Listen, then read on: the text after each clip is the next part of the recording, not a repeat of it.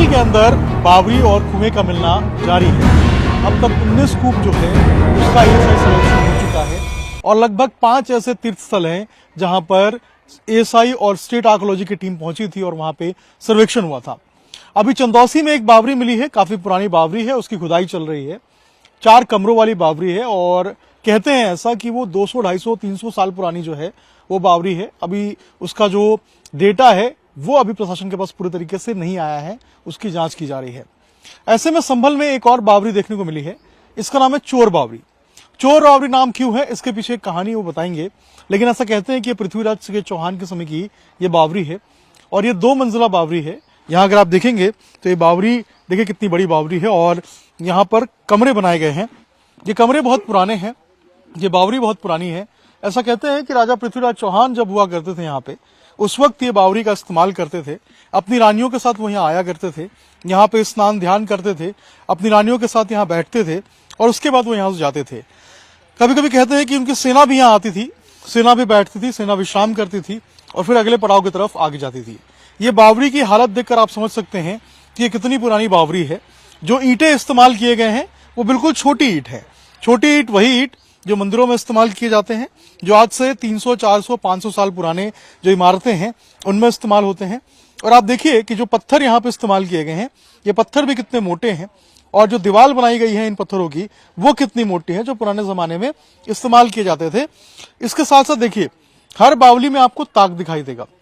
इन ताकों का इस्तेमाल रोशनी के लिए किया जाता था, ताकि जब पुराने जमाने में बिजली नहीं थी उस समय दिए जलाकर यहाँ पर जो रोशनी है उसको किया जाता था। एक बार कोशिश करेंगे हम कि एक बार बावली जो है वो नीचे से आपको दिखाएं कि आखिर बावली दिखती कैसी है, अंदर से क्या है बावली का पूरा रहस्य और इतिहास। एक बार नीचे आएंगे और आपको दिखाएंगे हम कि आखिर बावली के एंट्रेंस का रास्ता कैसा है, बावली हम कैसे पहुंचेंगे और बावली किस तरीके से दिखता है। एक बार कोशिश करते हैं आपको, ये बावली का नीचे का एरिया, ये देखिए, ये जो आप देख रहे हैं ये बावली के नीचे का एरिया है और ये इतनी मोटी मोटी दीवारें जो आप देख रहे हैं ये बावली की दीवारें हैं। और इनमें आप देखिए ये जो छोटी ईंटों का इस्तेमाल किया गया है ये वही छोटी ईंटें हैं जो पुराने जमाने में इस्तेमाल की जाती थी। सीमेंट नहीं होता था पहले, तो देखिए किस तरीके से जो चट्टान थे उन चट्टानों का इस्तेमाल यहाँ पर इन ईंटों को जोड़ने के लिए किया गया था और ये पतली छोटी ईंटें हैं। अब देखिए अगर आप अंदर देखेंगे तो ये देखिए यहाँ पर अंदर किस तरीके से बावली आपको नजर आएगी। अंदर पूरे तरीके से देखिए बावली में छोटे ईंटें हैं वो लगाई गई हैं। इसके साथ में देखिए नीचे उतरने के लिए यहाँ एक बार दिखाइए सामने से, ये देखिए ये नीचे उतरने का अलग सीढ़ी का रास्ता है और कहते हैं ऐसा कि इसी रास्ते से नीचे उतरा जाता है जब आप नीचे वाले फ्लोर पे जाते हैं। और ये देखिए यहाँ पर ये अंदर का हिस्सा है बावली का और यहीं से बावली का हिस्सा जो है अंदर शुरू होता है और लोग यहीं से बावली के अंदर जाते थे। पहले पृथ्वीराज चौहान के ज़माने की ये बावली है, काफ़ी पुरानी बावली है। और एक बार हम भी कोशिश करेंगे कि नीचे उतरे और आपको दिखाएं कि आखिर अंदर से ये बावली दिखती कैसी है। ये हम नीचे उतरे हैं, अभी बावली के फर्स्ट फ्लोर के ऊपर हैं और यहाँ अगर आप देखेंगे तो यहाँ भी बिल्कुल उसी तरीके से जो छोटी ईंटें हैं उनका इस्तेमाल किया गया है। ये देखिए ये छोटी ईंटें हैं और ये बावली के अंदर हम आ चुके हैं और ये पहला तल्ला है बावली का। और देखिए बावली किस तरीके का दिखता है। ये हर जगह आपको उसी तरीके के जो सीमेंट के जो दीवारें हैं मोटी मोटी पत्थर की वो नजर आएंगी, छोटी ईंटें नजर आएंगी। और यहाँ भी देखेंगे तो यहाँ एक समय पे बीच में पानी हुआ करता था। ये जो आप देख रहे हैं जो अभी मिट्टी है यहाँ पे बढ़ा हुआ, यहाँ पे एक वक्त पे पानी हुआ करता था, लेकिन आज देखिए मिट्टी के मलबे आपको नजर आएंगे। पृथ्वीराज चौहान के समय की बावली है, इसीलिए इसकी स्थिति थोड़ी सी जर्जर भी है। जब लोग यहाँ से जाने लगे, जब लोग यहाँ रहते नहीं थे, जब 3-4 बजे खेती करने के बाद लोग यहाँ से निकल जाते थे, तो यहाँ पर चोर आकर आराम करते थे, चोर आके रुका करते थे और यही कारण है कि इसका नाम चोर बावली हो गया। चोर कुआं कहते हैं इसको लोक की भाषा में। ये सामने जो आप रास्ता देख रहे हैं ये रास्ता नीचे जाता है सीढ़ी की तरफ से, एक बार दिखाइए। और ये दूसरे मंजिल पे यानी कि नीचे वाली मंजिल पे ये रास्ता इसको कनेक्ट करता है, बिल्कुल उसी तरीके से जैसे पुराने जमाने में ताक हुआ करते थे रोशनी के लिए। देखिए यहाँ पर जो ताक है वो बनाए गए हैं ताकि इस कमरे में रोशनी हो। ये बावली के अंदर का हिस्सा है। सामने भी देखेंगे तो एक ताक बनाया गया है ताकि रास्ते में सीढ़ी पे इस तरीके से रोशनी हो। जो यहाँ पे देखिए ये जो सीढ़ियां हैं ये कितनी मोटी बनाई गई हैं। यही कारण है कि पुराने जमाने में जो सीढ़ियां होती थी वो मोटी होती थी और इस तरीके से छोटी होती थी। ये है इस बावली का इतिहास। लोग कहते हैं यहाँ पे कि पृथ्वीराज चौहान आया करते थे यहाँ पे।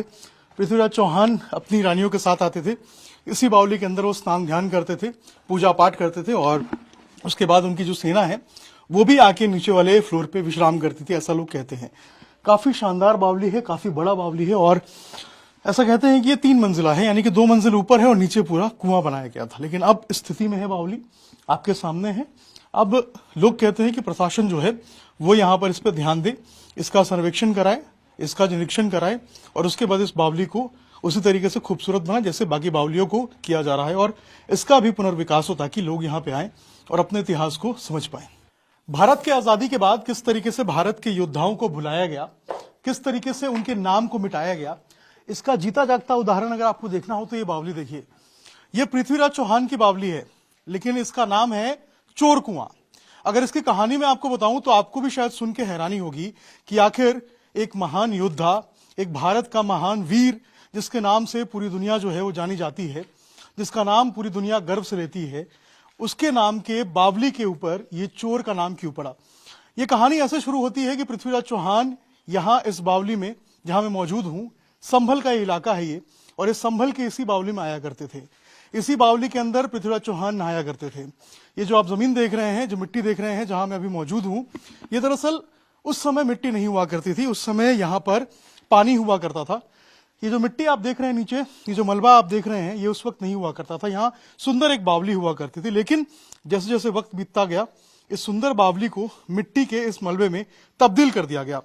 ये कमलपुर सराय है जिस एरिया में मौजूद हूं मैं। कमलपुर सराय संभल का वो इलाका है जहां पृथ्वीराज चौहान यहाँ पर आके रुका करते थे, यहाँ पर नहाते थे, उनकी सेना नहाती थी, उनकी रानियां भी आती थी ऐसा कहते हैं, और उसके बाद यहाँ आकर वो विश्राम करते थे। यहाँ अगर आप देखेंगे तो यहाँ कमरा नुमा देखिए जो आकृतियां हैं वो बनाई गई हैं, यानी कि आप देखकर कह सकते हैं कि यहाँ पर इस तरीके से पार्टीशन हुआ करता था। एक तरफ जो पुरुषों के लिए, एक तरफ महिलाओं के लिए, ऐसा बताते हैं लोग कि दोनों तरफ जो है वो पार्टीशन हुआ करता था। एक तरफ रानियां रहती थी और दूसरी तरफ जो है वो यहाँ पर पृथ्वीराज चौहान, कभी उनकी सेना अलग अलग जो फ्लोर्स हैं उसके ऊपर विश्राम करते थे, नहाते थे। लेकिन आज अगर स्थिति यहाँ की देखेंगे तो देख के आप दंग रह जाएंगे, हैरान रह जाएंगे, क्योंकि ये स्थिति बिल्कुल चौंकाने वाली है। आजाद भारत में किस तरीके से हमारे वीर योद्धाओं के नाम को मिटाया गया, कैसे उनकी पहचान को छुपाया गया और कैसे उनसे जुड़े हुए तमाम वो मॉन्यूमेंट्स जिनके उनकी शान बढ़ती, जिनसे उनका नाम बढ़ता, उसको मिटाने की कोशिश की गई। अब सोचिए अगर यहाँ के लोगों को पता चलता कि ये पृथ्वीराज चौहान की बावली है तो वो खुशी होकर यहाँ पे आते। जो लोग यहाँ पर संभल में आते हैं उनको ये बात मालूम होती है कि संभल पृथ्वीराज चौहान की राजधानी हुआ करती थी। वो पृथ्वीराज चौहान जिन्होंने कई सारे लोगों के, कई सारे आक्रांताओं के, जिन्होंने भारत पे आक्रमण करने की कोशिश की, भारत पे कब्जा करने की कोशिश की, अतिक्रमण करने की कोशिश की, उनके दांत खट्टे किए, वो पृथ्वीराज चौहान की ये बावली है। लेकिन इस बावली को चोर बावली बना दिया गया क्योंकि इसकी देखरेख नहीं हुई। आजादी के बाद कोई इसे देखने वाला नहीं था, इसको पूछने वाला नहीं था, इसको समझने वाला नहीं था, और इसको वापस से इसके पुनर्स्थान पे, इसके वापस इसके जिस तरीके से बावली हुआ करता था वैसा इसको बनाने वाला कोई नहीं था। मैं सवाल पूछना चाहता हूं तमाम उन लोगों से, भारत की जनता से, कि क्या अगर ये अकबर की बावली होती, क्या ये अगर बाबर की बावली होती तो शायद इसकी स्थिति कैसी रहती। ये नॉर्मल सा सवाल है जो लोगों को अपने आप से पूछना पड़ेगा कि क्या ये अगर मुगलों का स्मारक होता तो शायद इसका जो है वो कहीं ना कहीं इसका ढांचा कुछ और होता, शायद इसकी अभी तक जो है उसकी रूपरेखा अलग होती, अभी तक इसका जो कायाकल्प है वो हुआ होता। लेकिन इस बावली को देखिए, अंदाजा लगाइए कि ये बावली किस स्थिति में है और आखिर क्यों है। सबसे बड़ा सवाल है कि क्यों है, किसने अनदेखा किया आजादी के बाद। क्या पिछली सरकारों ने इस बावली की तरफ ध्यान नहीं दिया? क्या पिछली सरकारों ने पृथ्वीराज चौहान के नाम को मिटाने की कोशिश की? बड़ा सवाल यह है कि अब आखिर धीरे धीरे करके जो खुदाई हो रही है, जो संभल के अंदर जो सनातन के निशान मिल रहे हैं, या संभल के अंदर जो पुराने जमाने के जो राजा हुआ करते थे, महाराजा हुआ करते थे, पुराने जमाने के जो भारत के वीर थे, जब उनके निशान मिल रहे हैं तो आखिर ये पहले क्यों नहीं हुआ? आखिर भारत में इन योद्धाओं को इस तरीके से, इनकी निशानियों को इस तरीके से क्यों छिपाया गया, क्यों दबाया गया? आज ये बावली इस कंडीशन में क्यों है? ये बड़ा सवाल है जिसे भारत की जनता को अब पूछना पड़ेगा उन तमाम लोगों से जिन्होंने भारत में इन तरीके से जो भारत के वीर थे इनके नाम को छिपाने की कोशिश की। ये बावली अपने आप में सवाल करती है कि आखिर इतनी सुंदर बावली जिसको प्रोटेक्ट करना चाहिए था, जिसको अब तक बनाना चाहिए था, इसको ऐतिहासिक स्थल के रूप में घोषित करना चाहिए था ताकि टूरिज्म प्रमोट हो, ताकि लोग यहां पर पहुंचे, वो बावली आज इस कंडीशन में क्यों है कि यहां पर चोर उचक्के आकर शराब पीते हैं और उसके बाद अपराध करने के बाद यहां पर अपराधी जो हैं वो छिप जाते हैं। आखिर पृथ्वीराज चौहान के नाम को बदनाम करने की साजिश किसने की? ये बड़ा सवाल है जो लोगों को अपने आप से पूछना चाहिए, उन सरकारों से पूछना चाहिए जिन्होंने इस तरीके से ऐसे स्मारकों की अनदेखी की। अब प्रशासन को चाहिए कि यहां पे भी आए, यहां पे देखें, लोगों की बात को सुने, समझे और उसके बाद इस बावली को इसके वास्तविक रूप में लाएं। ये इतना खूबसूरत बावली आप देखिए, चारों तरफ अगर मैं आपको दिखाऊं, देखिए चारों तरफ आपको पेड़ ही पेड़ नजर आएंगे और उसके बीच में ये खूबसूरत सी बावली, छोटी ईंटों की बनी बावली जो अपने आप में इतिहास की गवाही देती है। और देखिए जो पुराने यहाँ पर पत्थर लगाए गए थे, वो पत्थर किस तरीके से आज भी बताते हैं कि ये कितना मजबूत बावली हुआ करता होगा, कितना खूबसूरत बावली होता था। और देखिए यहाँ पर जो नक्काशियां हैं, जो ताक हैं, ये देखिए पुराने जमाने में अगर आपने देखा होगा तो इस तरीके से ताक बनाए जाते थे। जब रोशनी नहीं होती थी, लाइट नहीं होती थी, तो यहाँ पर दिए लगाए जाते थे। और आज देखिए जहां पर दिए लगने चाहिए थे वहां दीमक लगे हुए हैं। यह स्थिति आखिर क्यों हुई? आखिर प्रशासन ने इसकी देखरेख क्यों नहीं की? आखिर पिछली सरकारों ने इसको इस तरीके से जिंदा क्यों नहीं किया? बड़ा सवाल है। पृथ्वीराज चौहान की बावली चोर कुआं कैसे बन गया? भाई चोर कुआं आप समझिए कि पृथ्वीराज चौहान की बावली को कहा जा रहा है।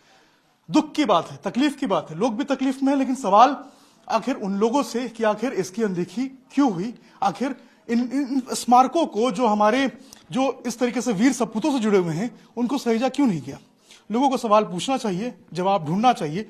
लेकिन कम से कम अब प्रशासन को चाहिए कि इस बावली को सुंदर बनाया जाए, इस बावली को वापस इसके ऐतिहासिक स्थल में लाया जाए, इसको वापस जो जैसा बावली दिखता था पहले उस तरीके से किया जाए, मिट्टी मलबा हटाया जाए, इसको वापस से रिस्टोर करे, यहाँ पे सर्वेक्षण कराए, इसको सहेजे। ये बड़ी जरूरत है। और जब ये उस तरीके से बड़ा बन जाएगा, जब इसका नाम हो जाएगा, जब पूरे देश से पर्यटक यहाँ पे घूमने आएंगे, तब ये चोर कुआं पृथ्वीराज चौहान की बावली एक बार फिर से कहलाएगा।